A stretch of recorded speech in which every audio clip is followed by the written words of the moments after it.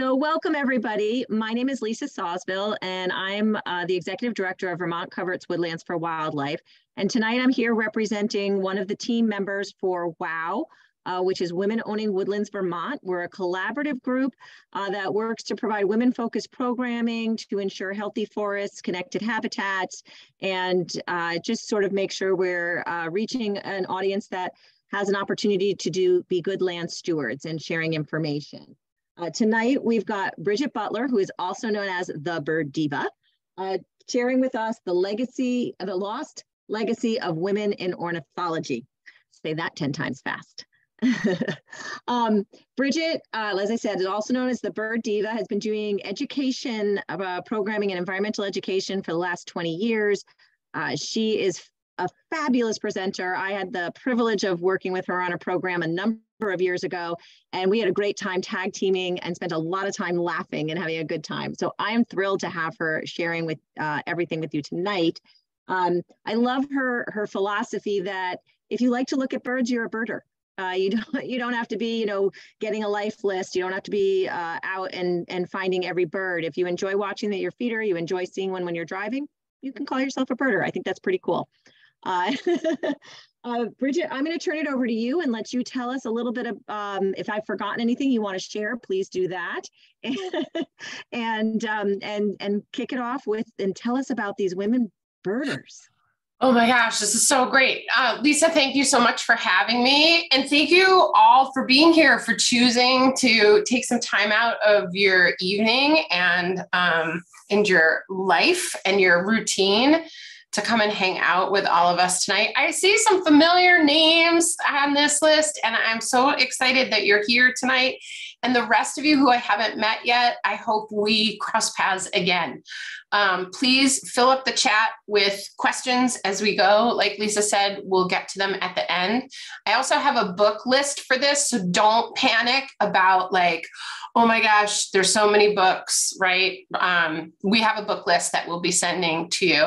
And I love what Jessamine just did in the chat. Please chime in and let us know where you're joining us from. That'll give us a really great idea of where folks are located. So tonight, let me get my share screen up here. For those of you who don't know me, like Lisa said, I'm also known as the Bird Diva. I have a small business where I do outreach around birds. And it's really now shifted a little bit away from conservation, although conservation is still a big part of my work, and into deep nature connection. And the stories that I'm going to tell you tonight all come from some questions that I had that relate back to my work as a slow birder. So to kick off, so we're gonna spend the next 45 minutes or so together. We've got time for questions at the end. This presentation really represents, oh my gosh, so many people from all over, Grand Island, Dummerston. I'm just looking at the chat really quick.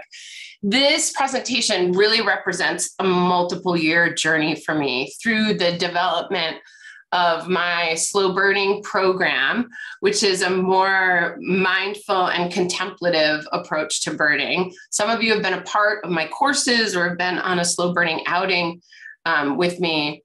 When I started to really look at why and what it was about my birding that was different, I began to kind of tease apart what I love about birding and what honestly really wasn't working for me.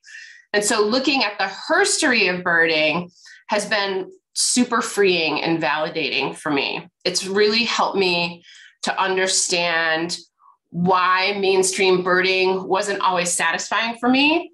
I really needed to find others who birded like me. And I began to ask why I didn't have a lot of female role models. And even more evident, why I did not see a lot of women represented in the larger birding community, whether as guides or as leaders, or in just the stories that we were telling each other about birds and birding. There's really no way that I can fit everything into this presentation that I'd really love to share with you. So I save it for my workshops and my courses, and maybe someday a book is my big hope. Tonight, this is kind of a summary of what I discovered as I started researching the backstory of women in birding. So here's what we'll talk about tonight. We're going to talk a little bit about birding versus bird watching and the difference between those two terms. We're going to talk a little bit about gender in birding, and I'll let you know that there is still research, continued deep research into gender and birding, especially now that we're recognizing that there are all different ways to identify along that gender continuum. We're going to talk a little bit about where are the women? Where are the women in the history of birding? And I'm going to introduce you to the mothers of ornithology, these three women who have really just kind of become a big part of my heart and a big part of the way that I bird now. We'll talk as we wrap up together. We're going to talk about, why does this matter? Like, what's the big deal? Who cares? And we're going to talk a little bit about science in female birds. So I'm going to pull the conservation and stuff back into this conversation as well. I am going to ask you to interact from time to time and put things in the chat box. So please find a way to have that open if you can. And we'll get going here.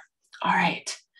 My lovely little female yellow warbler and the nest there. All right, here we go. Birding versus bird watching. So some of you may feel like you belong in one of those categories and maybe not the other. Or some of you may say, well, I'm kind of both. Or some of you may say, I don't know what the difference is, or is there really a difference? I think in asking that, what I'm really getting at is, how do you feel like you belong? And when Lisa said that piece about my philosophy about, if you enjoy and connect with birds and watch birds, then you are a birder. One of the things that I discovered in starting to reach out to people and do programming around birding is, a lot of people would come up to me and say, I'm not a birder, but, and then they would go on and share these amazing stories about these experiences they had with birds. But for some reason, they felt like they didn't belong to that identity. So whether we really like it or not, there are some stereotypes when it comes to birding. And I've represented these two most distinct stereotypes here in these two images. The birder on top. We are geared up, right? These are folks that we tend to, this is the stereotype too. They're more compulsive, they're list driven, and they are disproportionately male, which I'm going to get to in a little bit when it comes to the real statistics about gender within the birding community. Then the bottom picture is the bird watcher, the one who enjoys birds in the yard, gardens, or nearby parks. Oftentimes the stereotype is associated with the little old lady who feeds birds. And when I started to look at these two stereotypes, I was like, they get used in different ways. We have Birding Magazine, we have Bird Watchers Magazine. So there really was a split between these two groups, and it was consciously done as a way to kind of separate people. So in 1969 in Birding Magazine, a birder was considered somebody who seriously, and I'm putting air quotes on purpose, seriously watches birds for any reason, pursues the hobby of birding, right? So they are kind of locked in. It's that compulsion kind of piece. And the bird watcher, the person on the bottom there, watches birds for any reason at all, just whatever reason, but should not really be considered a serious birder. So Birding Magazine distinguished birders as being more serious than bird watchers and created that separation. If we look back at some of those terms, we can find that there were a couple of different words that refer to birding over time. We can go back as far as 1602 to Shakespeare's The Merry Wives of Windsor, when birding was used as a way to describe the habit or the hobby of studying or watching birds. And what is fascinating, it was actually then later used by one of the women that we're going to talk about in a title of one of her books. Now, bird watching was first used by British ornithologists Edmund Sealis in 1901 in the title of one of his books on birds. And it's really worth looking up this book. It's interesting because his work was really fascinated. It included shooting birds for study. And then he had this really bizarre telepathy theory behind bird flocking. But that's probably like a whole other PowerPoint. But that's where bird watching first popped up, was with his book. Now within the birding community, there are folks who are working to redefine the term birding and make it more accessible to a wider variety of birders. There's a group called Birdability that has been advocating that using the term bird watching is actually not inclusive to folks who don't have their sight, who do enjoy birds. So the whole point here is that terms have been used in different ways throughout time to try to, and I didn't mean to do that. I'm so sorry. Let's go back. Boop, boop. Oh, I don't want to go back to the beginning. Okay.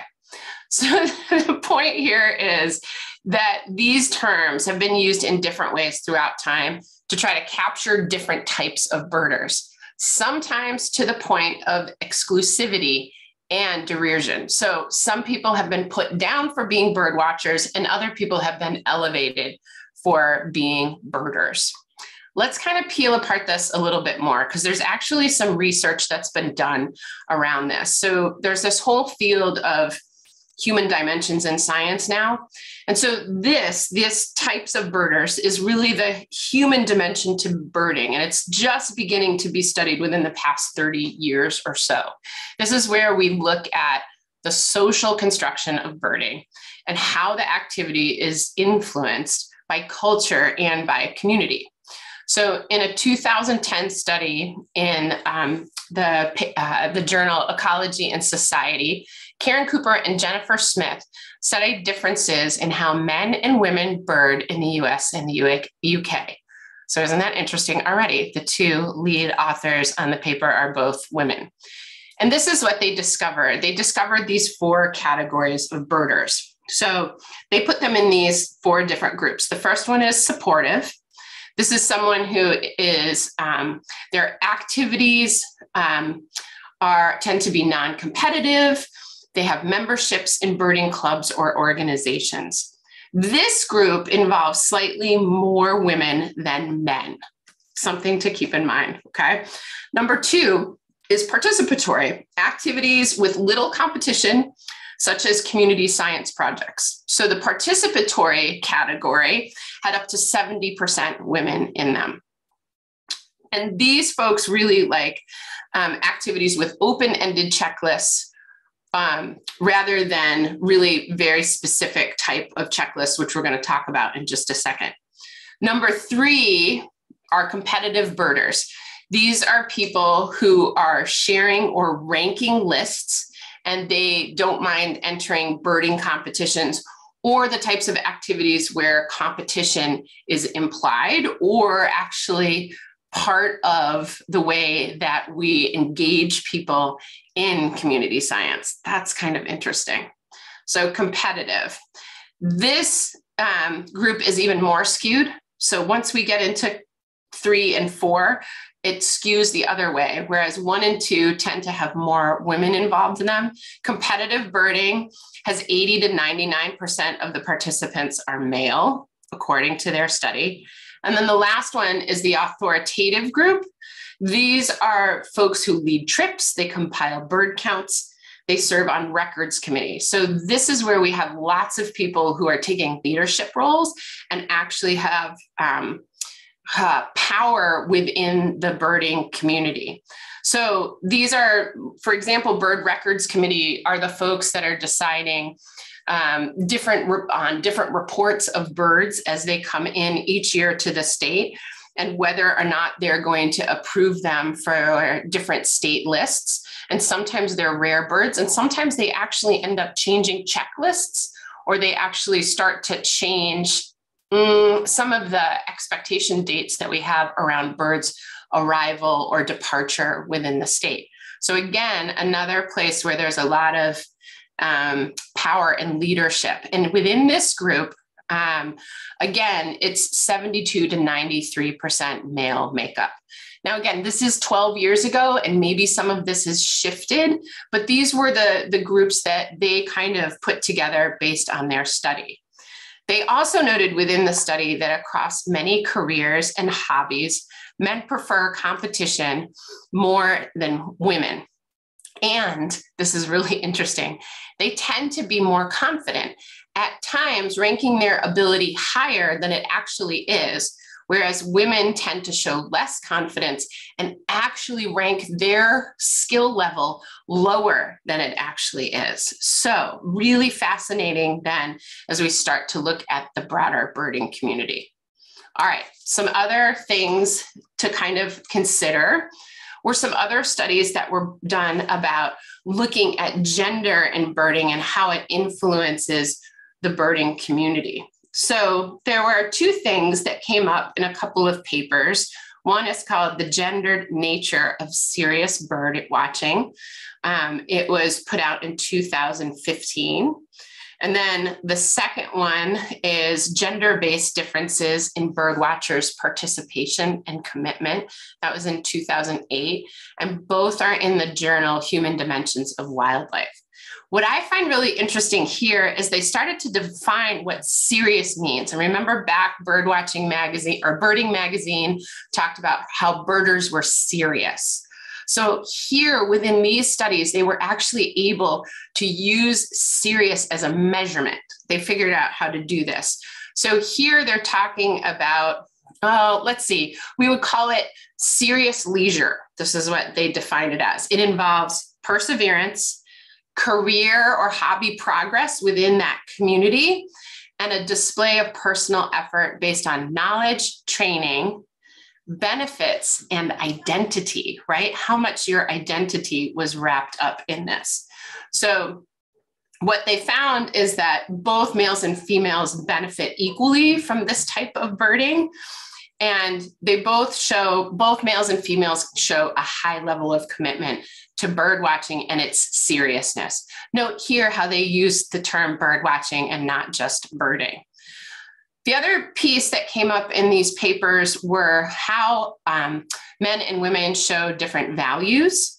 So women show stronger moralistic values towards birds and nature, and men show stronger utilitarian values. So that comes from the values typology studies that were done by Stephen Kellert in 1995. That is like a fascinating thing to look at if you're into anything that has to do with wildlife conservation, wildlife studies, and communicating with the public. I encourage you to dig into Stephen Keller. It's really good. So the difference there is that moralistic is more of an ethical concern for nature, and utilitarian means that you're deriving some sort of benefit from the practical or the material, practical use or material exploitation of nature. So men are looking to get something back out of it that is either practical or material. And women aren't valuing birding in the same way. There's this deeper ethical concern for nature. In that 2008 paper by Moore, she talked about how socialization processes affect gender difference in the pursuit of birdwatching. They described listing as competitive and masculine, and likened listing as a form of hunting where the game is bagged in non-lethal ways. So it's this pursuit again, and this kind of, I'm going to receive benefit from it. In contrast, in the study, they noted that an ethic of care might both constrain and shape women's involvement in birdwatching and in the birdwatching community. And on the positive side, they noted that this ethic of care might inspire women to protect birds and lend support to conservation efforts. And I'm sure many of you, if you have traced back, and I did this, even at the Audubon Center that I worked at here in Vermont, that whole place was donated by Christine Hires. She is the woman who owned the property and donated it to the Audubon Society for the protection of birds and to educate the community. And if you dig in to many different nature centers around the country, I bet you will find that most of that, many of them, I'm going to say many, not most, but many of them were started by women or pulled together by women. Now, I'm going to say, of course, there's a ton of variability here. Females can be listers and males can be conservationists. In one of the papers, they recognize that studies should be mindful that there exists an intragroup diversity among both men and women, and ignoring that diversity potentially reinforces those stereotypes that we were talking about how men and women engage in wildlife recreation activities. And I will add that this is shifting with the next generation of birders. I really think that future studies may well reveal that observed gender differences in specialization and serious leisure are greater for older participants than they are for younger. So it's really starting to shift and change within the community. All right, I just said a lot. So I'm going to ask you to pause for a moment with me. I don't want you to think about, this is where you're going to come into the chat here. I want you to think about those who have influenced the field of ornithology in your experience, right? Or even in natural history, if you don't have any connection with ornithology or birding. And I just want you to think about those names that pop up for you first, who comes to mind first, and whose stories have really dominated history. So I just want you to put those into the box right now. Nice. Hey, here we go. Great. So we have Peterson, Audubon is coming up. David Allen Sibley.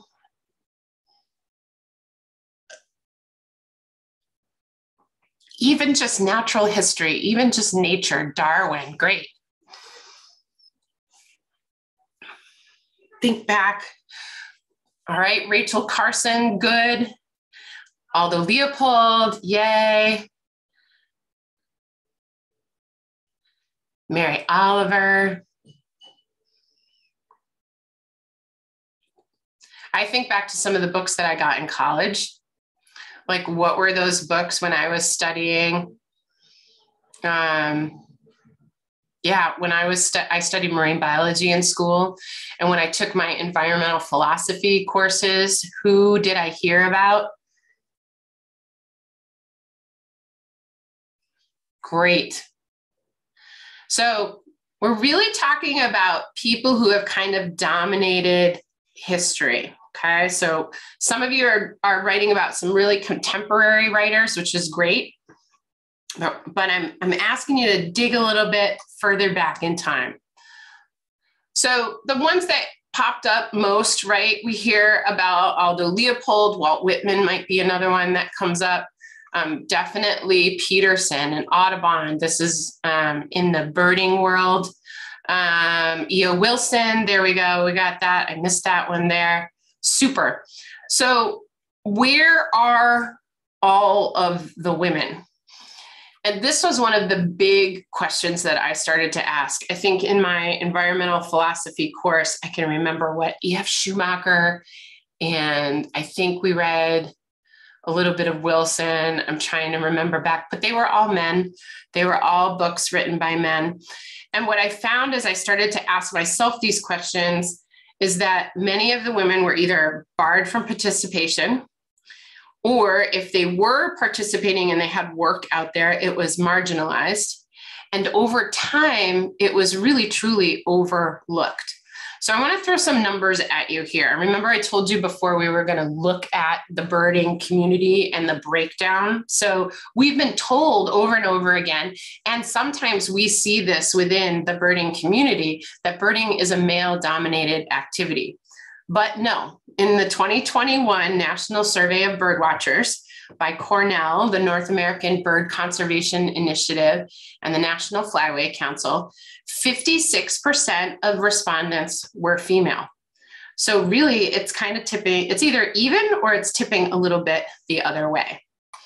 One of the other numbers that I came up with was looking back historically at writing in nature, representation in nature writing. And I looked at writing both about nature and about birds. And many of the collections of nature writing published up to the 1990s heavily feature male writers in this like ratio of 6-to-1. For every 6 writers, there was 1 woman.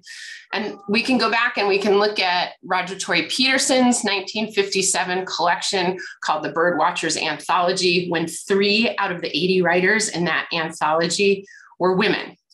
And we can even include a more recent book, the Norton Book of Nature by John Elder and Robert Finch, that was pulled together in 1990. And 15 out of 94 of those writers featured in that book were women. However, this is what's really interesting. I love doing this presentation because it reminds me so much of like these little pieces that we have missed. However, if we look back in time, all the way back to the 19th century, right? We can go way, way, way far back and we can look. 50% of nature essays contributed to the Atlantic Monthly in the late 19th century were written by women. Ooh, wow. So why are we not hearing these stories, right? 56% of bird watchers in 2021 are female. And we go back to the late 19th century and we find 50% of the people writing about nature and birds were women. And what I found is when we go back even to the Victorian era, we're finding that, well, men are and women are still and were constrained by gender roles. So back in that Victorian era, many of the women were actually barred from the first professional ornithological clubs. And their work observing birds was often diminished or dismissed. And it was perceived as too sympathetic. Or women were actually relegated to writing children's books. I've had this experience myself. I can't tell you how many times in my professional career I have been encouraged, and I did work with children for quite a long time, but still to this day, that's always the thing that I feel like people are trying to push me back into, is that, oh, your skills would be better met if you are working with kids. So it's really interesting to see that pattern kind of carry from that Victorian era all the way to here. At that time, our American culture was really more inclined to conquest and mastery of nature, right? Which goes back to that male utilitarian value of nature. And so women's writing was so often overlooked. Even Thoreau's Walden demonstrated that being with nature was separate from our everyday experience. And that is what women brought to the science of, to ornithology and to nature study, was this closeness that we had with nature. Walden went away to get away and be close to nature. Whereas because of their roles during this time period in the Victorian era, many women were writing about nature close to home, and they wrote brilliantly about it. And so that's what I would like to share with you tonight. So I'm going to share 3 women with you. And again, like I said, don't worry, there's a book list. So don't panic when you're like, I can't write all of these down fast enough. I will send you a list so that you have all of these. All right, so Florence Merriam Bailey. Now, many of you who have roots in Audubon or in ornithology and birding may know about the history of Audubon, and we've heard tales of Harriet Hemingway and Mina B. Hall. And they were 2 of the women of many women who got Audubon back off the ground. But the main force behind it really was Florence Merriam Bailey. And it goes back even farther. So Florence was one of the first women who were inducted into the American Ornithologists Union in 1885. She was born in New York State. She had 3 older siblings. She was very privileged, and she was able to attend college. She married Vernon Bailey, who was a field naturalist, and he led that division for the USDA and worked very closely with her brother. So she did have two key male role models, companions, friends, husbands, right, who were able to help elevate her work. So yes, she was very fortunate and very privileged to be able to have that. But she did the most that she could with it. Her wisdom really, and I was telling Lisa this before we started, I have a great reprint of this. So oddly enough, the Leopold Classic Library has a beautiful reprint of her book called Birds Through the Looking Glass, which is actually the first modern field guide to birds of North America. Oftentimes when we talk about the first birding field guide, we talk about Roger Tory Peterson, and she predated Peterson with her field guide. It's a very different, well, I wouldn't even say different. It is the original type of field guide that was more narrative and really got at the whole context of the bird's life, rather than what we know now as a field guide, which is primarily focused on identification. She was the first to use birding to refer to the act of studying birds. And she was a very big activist for bird protection and a founder of early Audubon societies. She advocated and was very much against shooting birds for study, which was the norm back then. And she advocated for studying live birds in the field rather than shooting them. And she would take groups of mainly women from different colleges like Smith College, and she would take them out and teach them.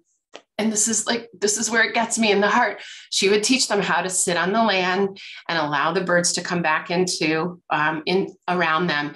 And she taught them deep observation skills. So she's gold to me. And when I started to read some of her work, I felt empowered. I felt validated. I felt like I could find a place for myself within the birding community. And I also felt like her story needed to be told better. She broke all kinds of barriers. She was the first woman recipient of the AOU's William Brewster Memorial Award for her writing. She was also one of the first women who was a member of the Cooper Ornithological Club, the Wilson Ornithological Club, and the National Audubon Society. I'm going to show you a couple of her books. And yeah, so here's like the classic cover of Birds Through an Opera Glass. She was 26 when this book was published. And it was actually from a collection of articles that she had written for Audubon magazine that was put out by George Grinnell. George Grinnell is the guy that tried to get the Audubon Society off the ground, but couldn't make it, well, fly, so to speak. And then women like Florence Marion Bailey and Harriet Hemingway and Mina B. Hall came in and actually made it the organization that it is today. So this book was illustrated by Luis Agassi Fuertes, who some say is actually a better illustrator than Audubon. And it is said at the time to combine the best scientific knowledge and the best field experience of the time. It was really beautifully written with a narrative of each bird that she highlighted in the book, and it included behavior and nesting. Those two things are separated out from most field guides now, but for me, those are the most compelling reasons to observe and notice birds.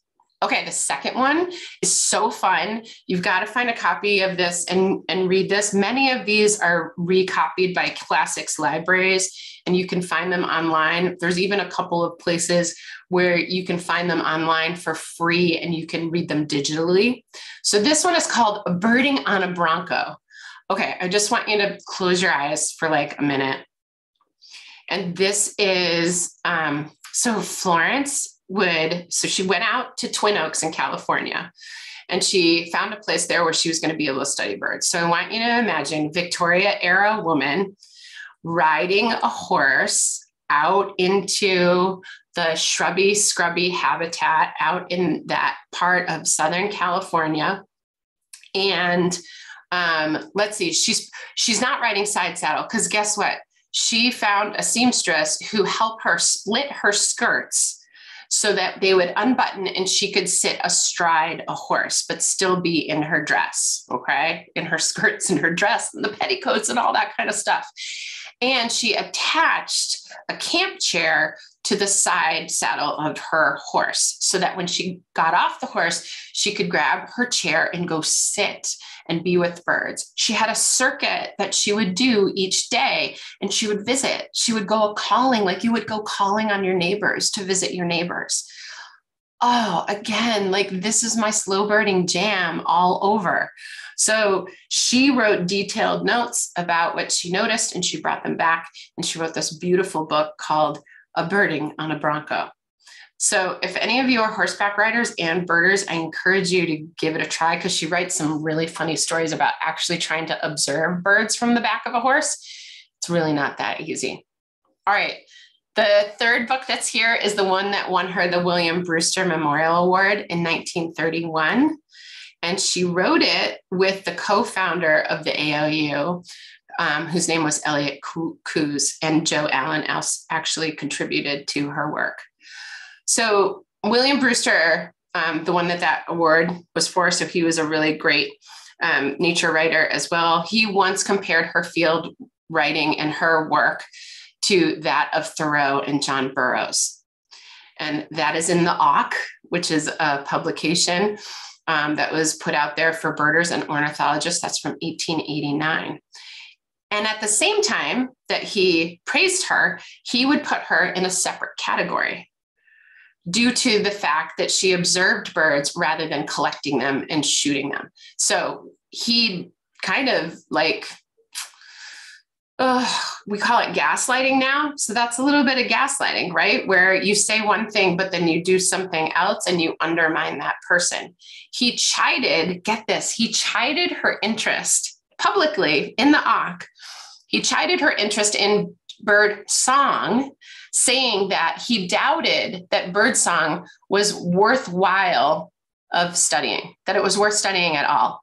Isn't that fascinating? Oh, so crazy. So elevate, but then kind of cut them down at the same time. Now, Brewster also got into it with the next woman that we're going to meet in just a few minutes. Her name is Olive Thorne Miller, and she was a good buddy of Florence Miriam Bailey. All right, a favorite quote from Florence, because you just got to hear those things. My apologies if you can hear my aging Siamese cat in the background. It's not a baby. My kids are all grown up, so don't worry if you hear that sound in the background. So Florence, this is from A Birding on a Bronco in 1896. She said, "The temptations that come to conscientious observers are common to humanity. And one of the subtlest is to undervalue what is at hand and overvalue the rare or the distant.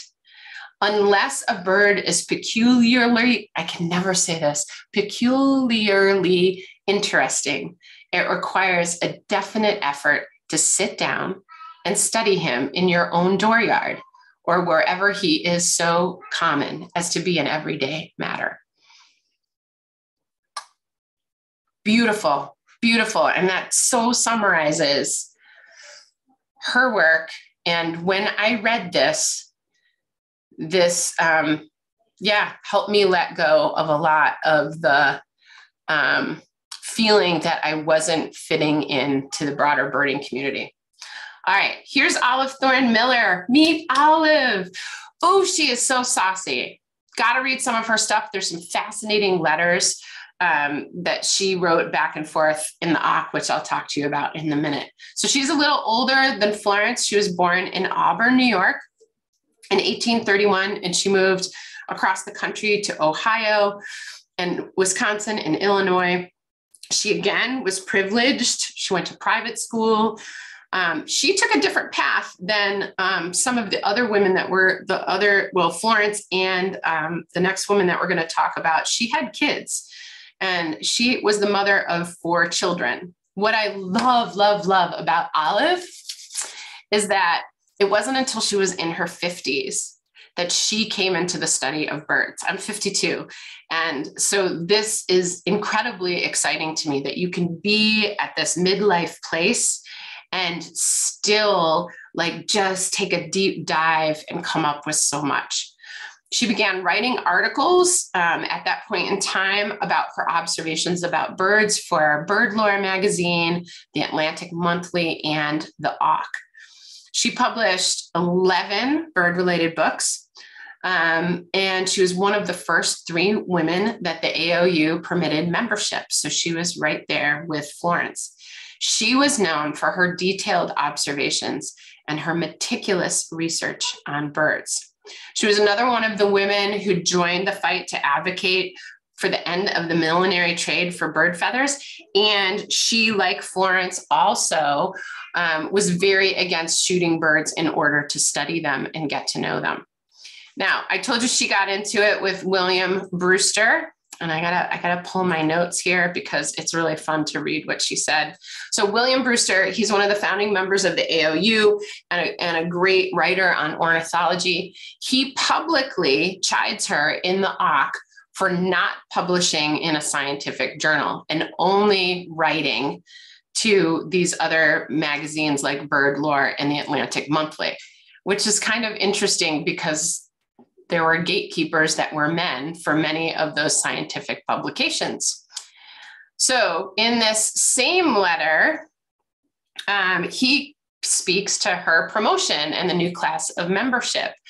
And what was really interesting is that Brewster made a discovery about a bird that actually was made by Olive first. And this is where the whole chiding came in, right? So she called him out on it. She said, well, you didn't really see that first. I did.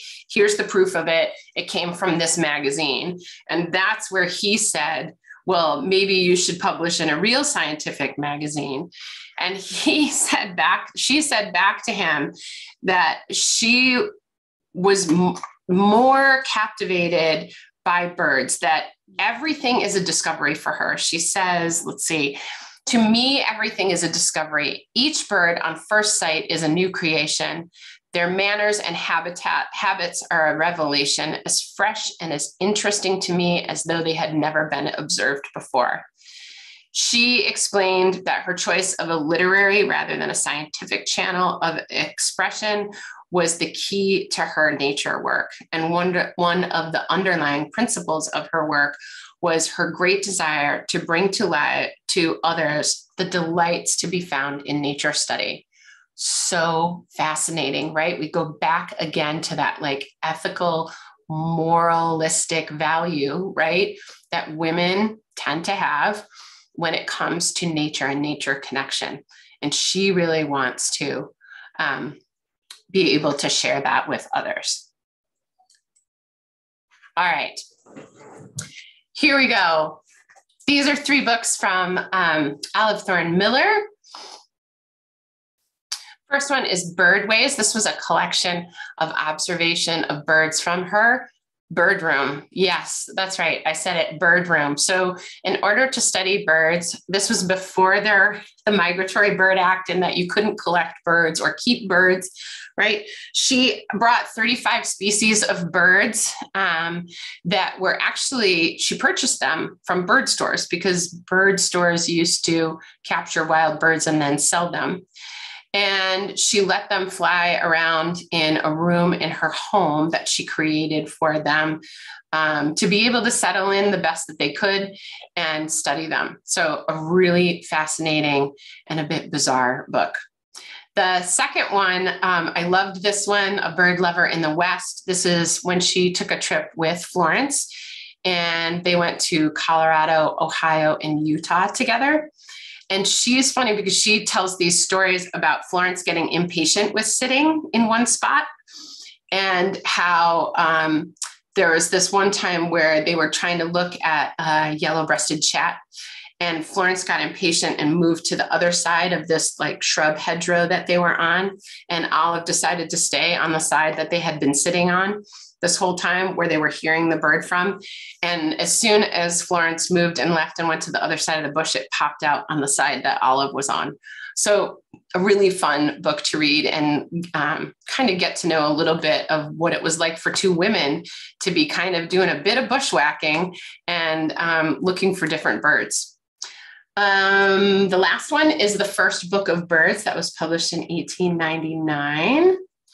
And again, this is an example of the way women were kind of pushed to write school books or books for children rather than books for adults and the public. Here's a beautiful quote from her. This is from the Auk. This is that quote, right? To me, everything is a discovery. Each bird on first sight is a new creation. His manners and habits are a revelation as fresh and as interesting to me as though they had never been observed before. So she was able to keep curiosity alive, even with the birds that were familiar to her. Each time she approached it as a new experience and a new opportunity. All right. And finally, oh, Mabel, meet Mabel. Oh, she's just amazing. Okay, one of my favorite books by her I'll talk about, but it's been reprinted in the, I want to say it was reprinted in the 90s. Is that right? Yes.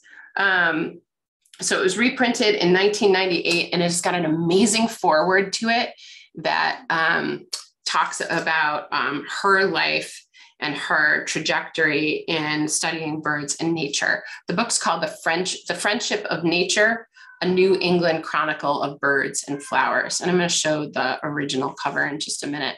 So Mabel was born in New York City in 1859. She was schooled at home and at private schools. Again, another person of privilege. Her father was a Unitarian minister, and she did marry, and she lived in Connecticut. She was a contributing editor for Bird Lore from its start in 1899 until her death in 1934. She was also one of the first women, inducted into the AOU. So it was Florence Marion Bailey, Olive Thorne Miller, and Mabel Osgood Wright. She founded the oldest songbird sanctuary in the United States, which is Birdcraft, and it is located in Connecticut, and it is still open. She is a leader in the early Audubon movement and was one of the women that I never heard about in all my time working for Audubon.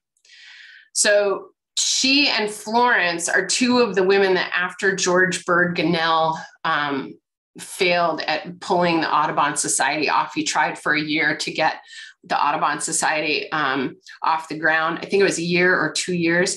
And she formed the Audubon Society of Connecticut with 12 other women in her community.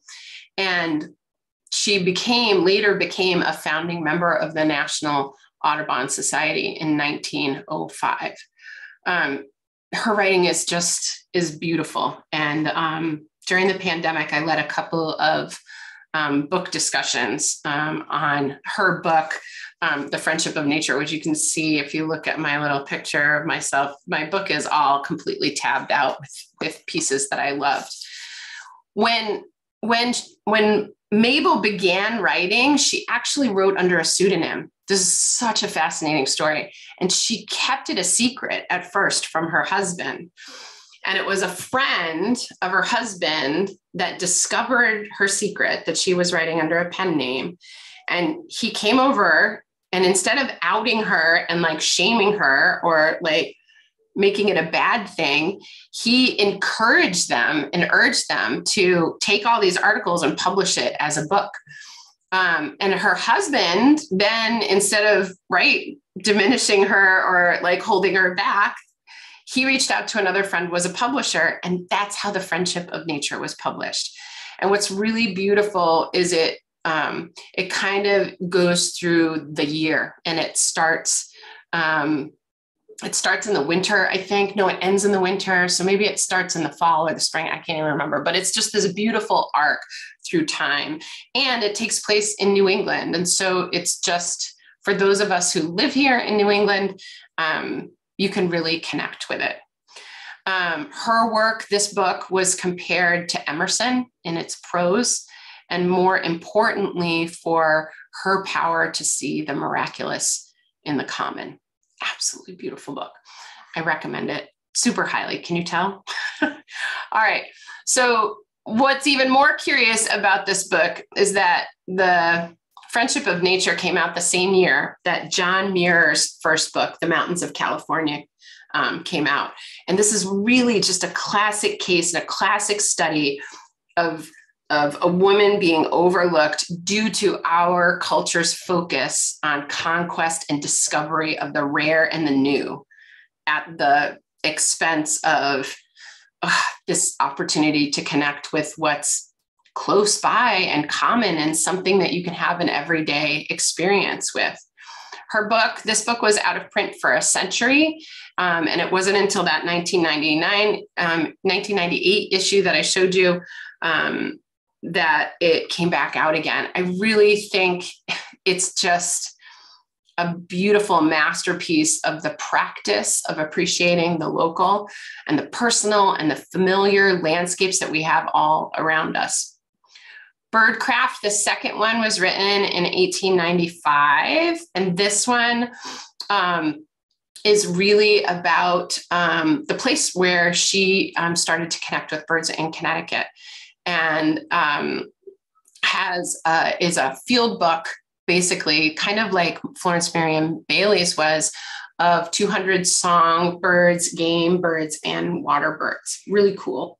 And then this last one I love because this is Citizen Bird. So it has like this harder, edgy kind of male feeling to it, like right down to like the eagles and the spears and the crest on the front. And this was written with Elliot Coos, who's that founder of the AOU. And these are scenes from bird life in really simple form for beginners. And so this is where some of the bird nomenclature first came from, that Elliot Coos kind of developed. So really wonderful books. These are just a few. She wrote many. It's one of my favorite quotes from her.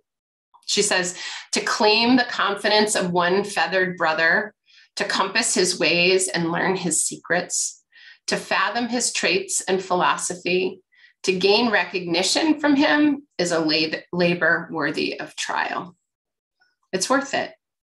It's worth it to spend that time and to slow down and to notice. So all three of these women really gave us some great lessons to kind of pull from their work. And this type of connection, I really feel, leads to conservation. So these are the three things that I really think they brought to the birding community, to the ornithological community, and that they can still bring to the community in this day. The first one is to stay a while. All three of them practiced this patient immersion. They spent long hours observing birds within their habitats. And to me, this is slow birding. They all kept a journal. They detailed observations. They had really amazing descriptions. They were all masters of noticing fine details. And it eventually did gain the respect of the ornithological community, although at sometimes they were undermined at the same time. And the last piece that I noticed in much of their work, especially when they were traveling, is they asked and they shared. They did a lot of listening. So they made friends with the locals and they asked them about their experience. They knew their audience and they met them there in the way that they wrote. They were master science communicators of their time. And I think they are still a really solid example of the type of writing that we need out there to be able to continue and maybe even reignite our connection with nature. So why does all this matter? Right? Why does it matter? I mean, every time I do this talk, I get jazzed again. I think about these women. I want to go back and read my favorite parts of all of their books. And I really started to think about, why is this so important? And these are the three things that I began to think about. One of them is that we're missing the bigger picture. And this could be for any kind of marginalized groups' stories, right? When we leave out stories of these marginalized groups, or in this case, women, we get stuck in stereotypes. We get stuck in the same narrative, and we're missing on the opportunity to really see the entirety of our human experience with birds. The next thing that happens is it really carries over into research. And that's what I'll talk about next, is that we limit our ability to ask an infinite number of questions in order to explore the world of birds or explore the world of nature. When we gatekeep and we limit who gets to be at the table when it comes to some of these decision-making pieces that come up in conservation, or when it comes to storytelling, or when it just comes to kind of representing how to connect with nature, all the different ways, we're limiting our ability to understand all of those different ways. And the third thing here is that it ultimately undermines conservation.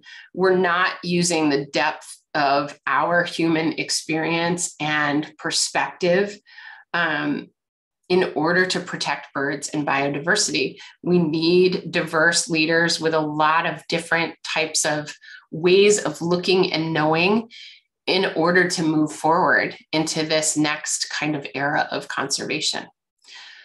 So is there gender bias within the science world? Yeah, a little bit. So let's just take a look at a couple here. But it's changing, which is really great. Here's a couple of examples of why it matters. Many of you may have learned, and I did, that bird song was only done by males, that males were the ones that did the beautiful melodious songs. And maybe you came to know that there were a few species where the females sang too, like the northern cardinal. But what we've actually discovered is that 70% of female birds sing. Karen Odom has done the research. She's a PhD, and she wrote a paper on this in 2014 and has helped with some other women start the Female Birdsong Project, which is really looking at and trying to document which female birds sing. What's fascinating is that breakthroughs in this type of research around female birdsong have likely come due to more women being within the field of ornithology. And there's actually like a side study on this that has shown that women are more likely than men to be authors, and even more likely to be first authors on papers about female birdsong. So it's interesting too, if we go all the way back to the beginning of the talk, when I was talking about gender and birding, that many of those papers on gender and birding, the first author or many of the authors are female on those papers as well. Therefore, it's really largely women who are shaping and reshaping this area of study within ornithology.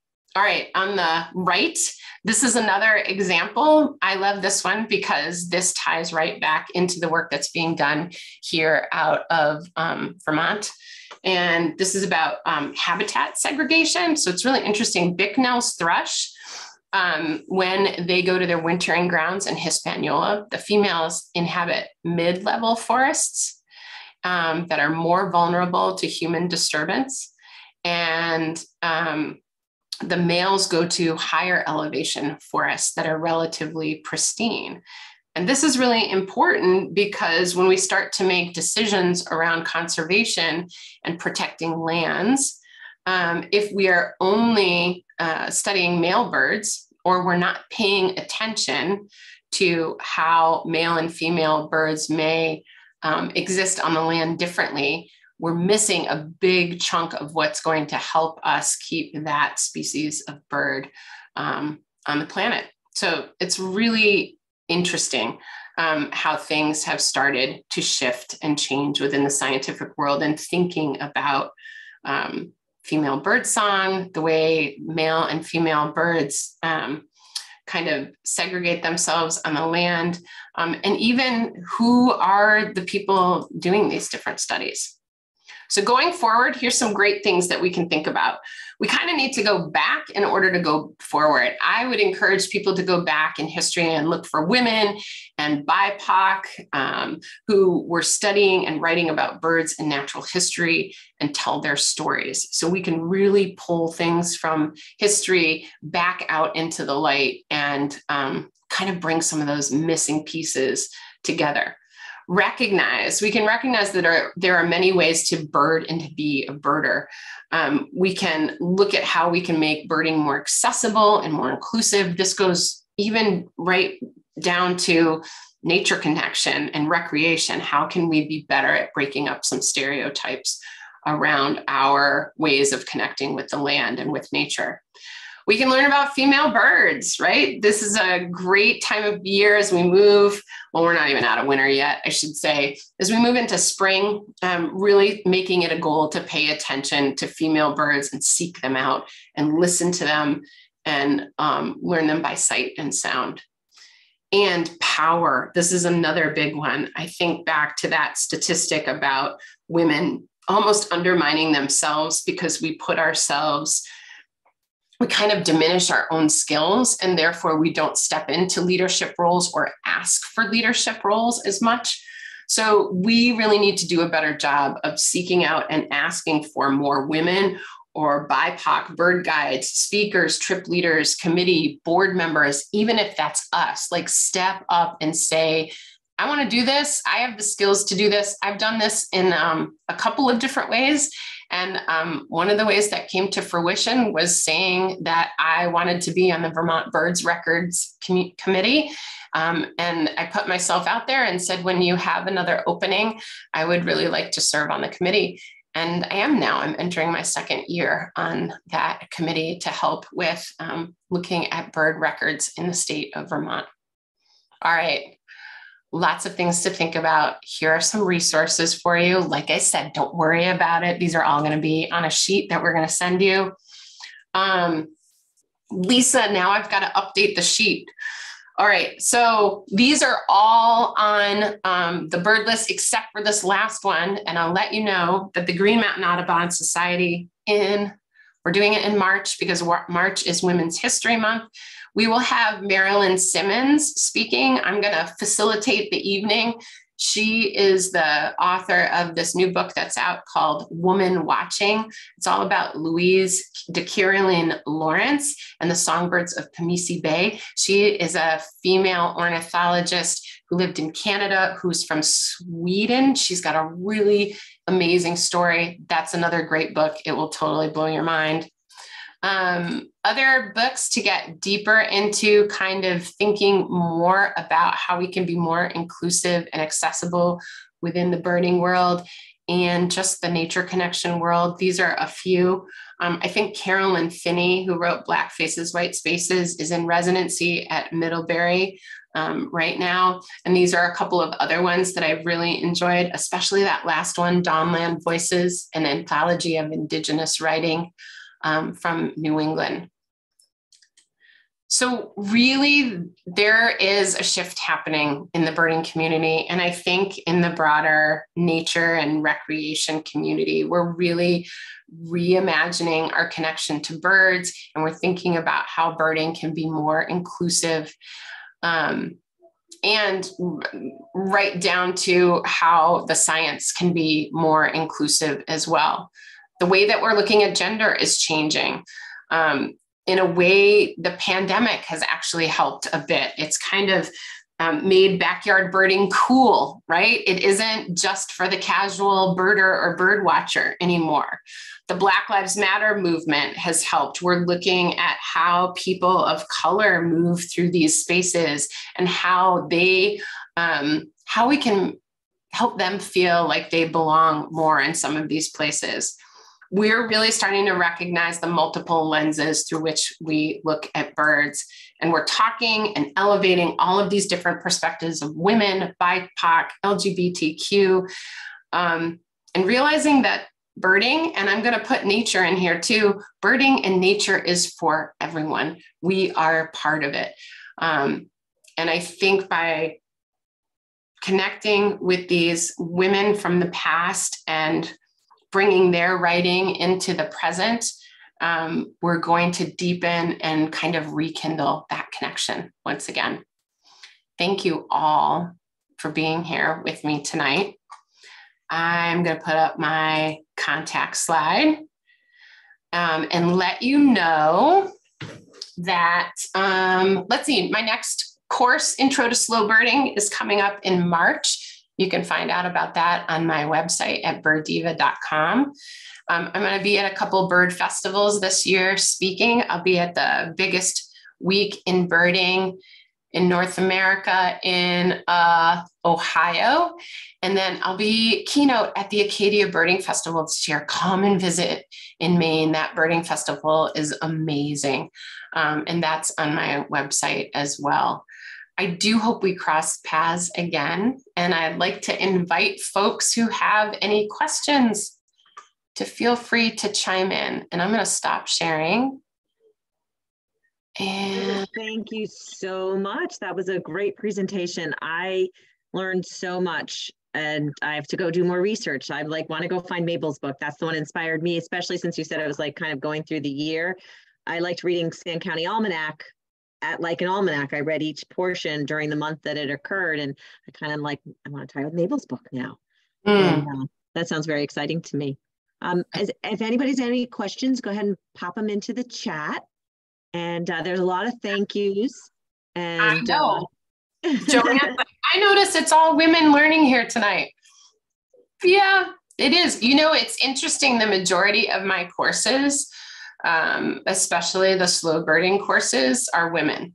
I can almost count, well, I can probably count on two hands now, the number of men that I've had in those different workshops and courses.